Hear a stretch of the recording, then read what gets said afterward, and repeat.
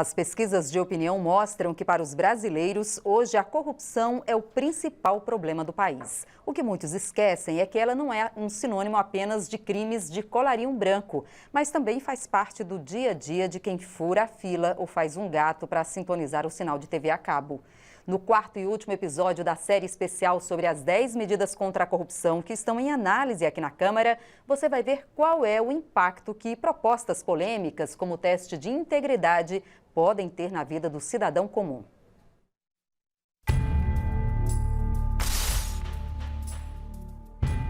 Responda rápido. Se você soubesse de um esquema de desvio de dinheiro público em um hospital, faria denúncia? E se soubesse que seu vizinho está roubando o sinal da TV a cabo, iria para a delegacia? Em algum ponto dessa conversa existe uma linha traçada pela própria sociedade. Até aquele ponto, a corrupção é tolerada.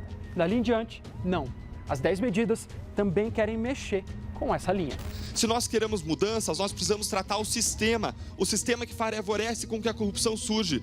As condições ambientais de temperatura, pressão e umidade que fazem com que as maçãs apodreçam no cesto. Nós precisamos ter um país onde a lei é igual para todo mundo, né? Do mais simples ao mais poderoso. O remédio aí pode atender por um nome: criar uma nova cultura. E não é só política, não. Para ver como isso pode acontecer na prática, vale a pena ir para Hong Kong, na China. Em 1973, depois de mais um escândalo, nasceu o Organismo Independente de Combate à Corrupção.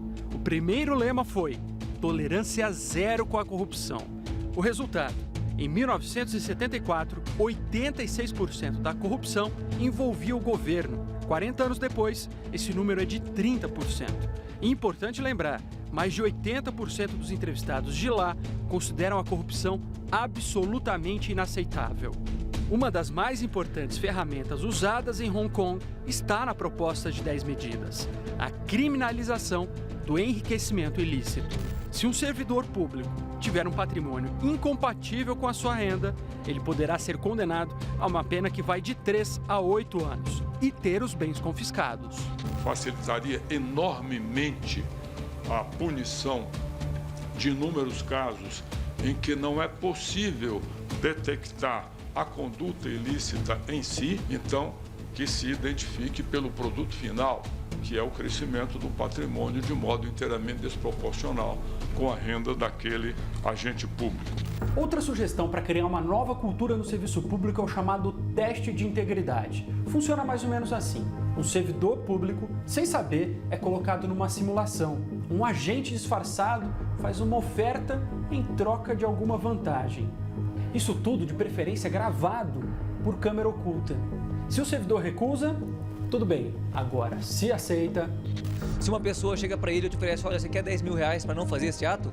Se ele diz não, passou no teste. Agora, se ele diz: vou pensar, ou quanto você vai pagar, quando?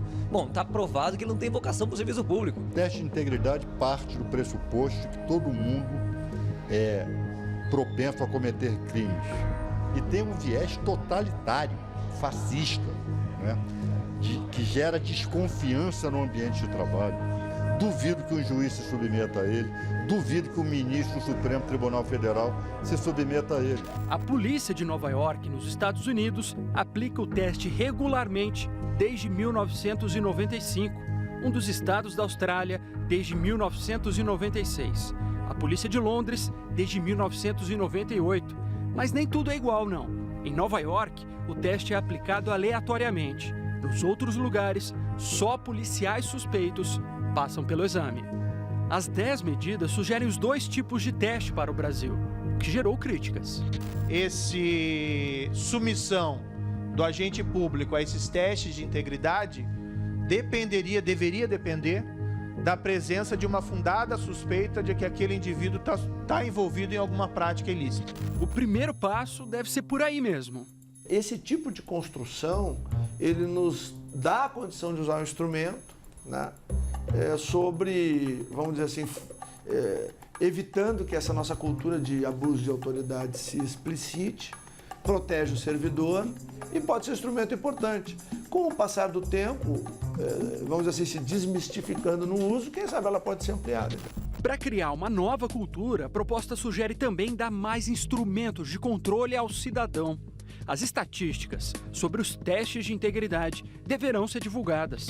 Os tribunais estaduais e federais vão ter que publicar todos os anos a quantidade de processos em andamento e justificar os atrasos. Só através da transparência, da educação, que nós efetivamente vamos transformar a sociedade brasileira. Vale a pena olhar mais uma vez o conjunto do que discutimos aqui. 10 medidas, 67 artigos, mais de 100 mudanças.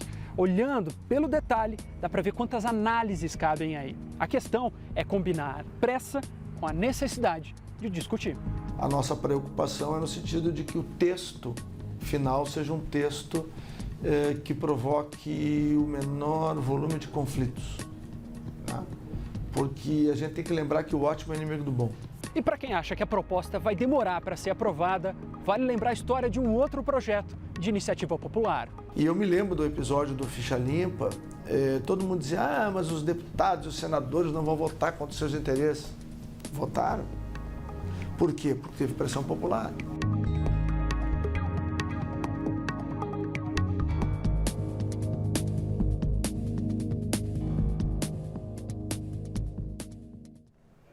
A previsão do relator é votar o parecer sobre as 10 medidas contra a corrupção até o fim de outubro na comissão especial e até o fim de novembro no plenário. Depois disso, o projeto ainda precisa passar pelo Senado. Informações sobre a comissão e estudos sobre o tema estão reunidos no portal da Câmara. O endereço é www.câmara.leg.br. Do lado direito da página inicial, você encontra o link para a opção Fique por Dentro.